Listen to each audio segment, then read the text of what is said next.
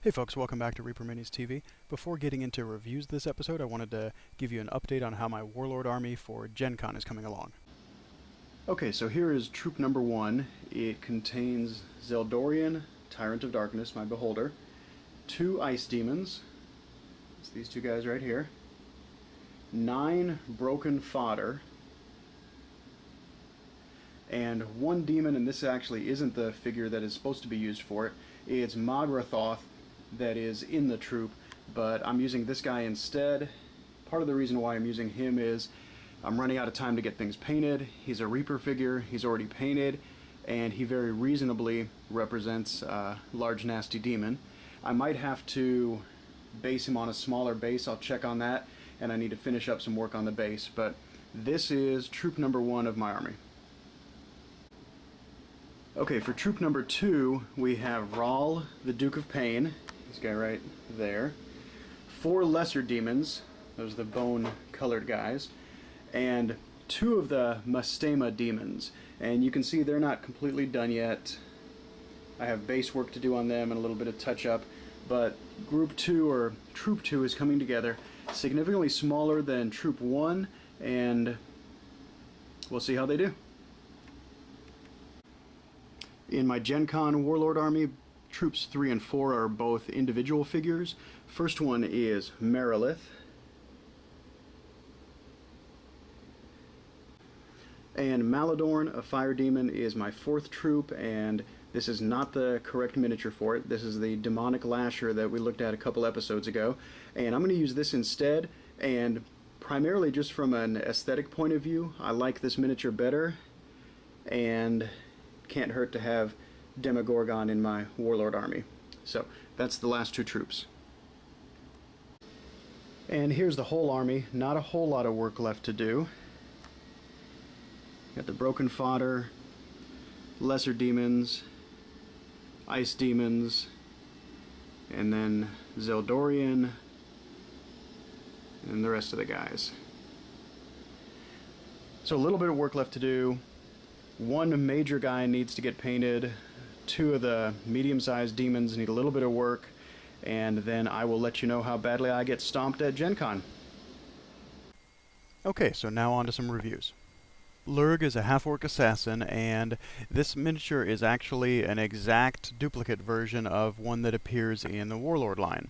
In Warlord, he's an assassin for the Revan faction, which are orcs and goblins and beastmen and things like that, and now he also appears in the Dark Heaven Legends line. He carries a very large sword in his right hand, and it's sort of across his back.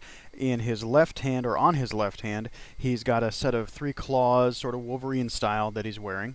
He wears mostly leather armor, and there's several buckles and straps along various places of the figure. He also has a large sash that goes around his neck and then comes down, sort of fluttering in the wind, down to the ground. You can see that part of his face is covered just down below the jawline, but he's obviously a half-orc. Quite an ugly, mashed-in nose and pointy ears.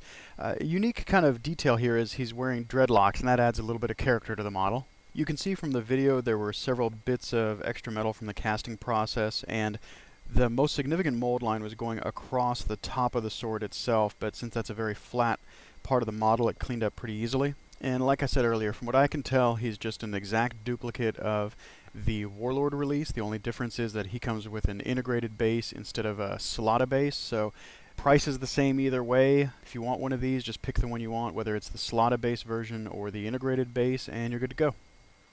Next up is a pack of 3 female lycanthropes. The first is a werefox with a bow. She's in the motion of pulling an arrow out of her quiver, getting ready to fire. Single piece miniature here with good detailing on the fur. There was a mold line down on her left thigh. With the fur there, it makes it a little bit difficult to clean up without marring the figure, so just take some time if you're going to clean her up. The second is a were-tigress, and she is a single piece miniature, mostly fur covered, but a little bit bare up top, so just bear that in mind if you need to watch out for that sort of thing. The only real cleaning on her was a little bit of metal on the bottom of the base and a slight mold line across her tail. And then the last of the 3 is a female werewolf. This is a 2-piece model where you have to clip off the tail from the bottom tab of the miniature itself and glue that into place. It fits in just fine. She is also bare-chested like the were-tigress, but more fur-covered. There was also a little bit more cleaning needed here. few bits of flash here and there, but really no mold line that I could notice. If you're looking at getting this pack or looking at the 3 of these separately, you'll find that you save a little over $2 if you buy the pack, so that's a little more economical way to go. This next guy is named Castrus Vile. He's an evil warrior, but you could probably guess that by his name. And on the video you'll see there was a lot of extra metal that needed to be cleaned off from the casting process. Most of it was easily removed, not a whole lot of problem there. My biggest issue with the figure before we even look at him was the shafts on his 2 weapons. Both of these were bent in the package and they are rather thin. I would be surprised if you find one that doesn't have at least one of them bent, so you'll need to carefully put that back into place. And it's a thin enough shaft that I think it's probably going to get bent just through regular use and putting him in your miniature case and taking him out, so just something to be careful about with this figure. When we take a look at him, we see that he's got a lot of plate armor on, a little bit of chain here and there, a couple skulls hanging as trophies from his belt, a long cape that's tattered a bit, combination of looks like hide and some fur. There's a round wooden shield on his back. He's got a long pointed beard and a mohawk for hair and a large scar that looks like it's running from his forehead all the way down across one eye and onto his left cheek. So nice added detail there of a little bit of damage or the wrong side of a fight that he got into.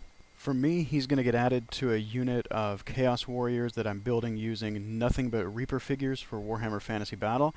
For you, you could use him as a player character if you had a more evil or nasty fighter type. You could use him as the leader of a villainous group that's going to challenge your PCs or something like that. Here we have Tarsus, Minotaur Adventurer, and if you're playing D&D 4th edition and in Player's Handbook 3 you're using a Minotaur as a player character race, you'll notice that they are medium-sized creatures. He will fit that role just fine. Normally you see Minotaurs that are on 40mm bases that are larger creatures, at least ogre-sized if not larger. He is still larger than a human, but very much fits into the medium-sized category in D&D. He does come with an integrated base, but I've already checked and you can almost perfectly fit him onto a square 25mm or 1-inch base. So if you want to rebase him, no problem at all doing that. He comes with a shield that's attached to his left arm and this glues into place up at the elbow. It's a stylized shield that looks like a bull's head, fits in with the theme of the Minotaur. For his weapon, you have a choice of either an axe or a hammer, and this fits into a little void at the top of his right hand. You can see the bottom of the shaft of either weapon coming out the bottom of his hand. I needed to drill out the hole slightly to get either one of the weapons to fit, but once I did that, they slid right into place. I am a little bit concerned about where either one of the weapons connects to the hand, just because it is a very small joint and could easily break if you're not careful with it. Each one of the pieces did need some cleaning, so I had to spend a couple minutes on cleaning before he was ready to be assembled. And if you weren't going to use him for a player character model, I think you could probably drop him into a unit of Beastmen for Warhammer Fantasy without too much of a problem. He couldn't fit as a Minotaur just because those in Warhammer Fantasy are much larger than this guy, but for what he's supposed to be used for as an adventurer, he's perfect. Okay, and that's it for this episode of Reaper Minis TV. Thanks everybody for watching, and we'll see you next time.